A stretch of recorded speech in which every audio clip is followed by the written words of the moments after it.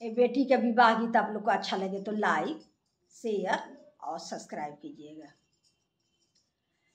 कोठवा ऊपर बाबा मोरवा हो बोलुए मोरवा बोलिया सोहामन हो लगुए मोरवा बोलिया सोहामन हो लगुए।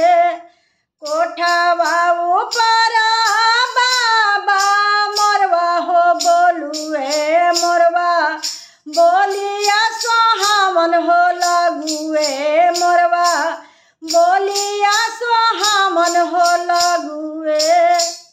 आजू के रतिया बाबा जागल हो रही है आजू घरवा चोरिया हो जाई है आजू घरवा चोरिया हो जाई है।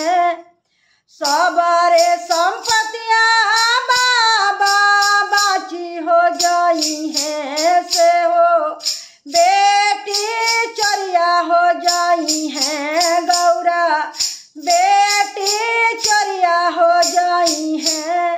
दुआरा पर आहो बेटी चाकू दरबा हो रखबायांगा नामे से पहिया हो रखबायांगा नामे से पहिया हो रखबा।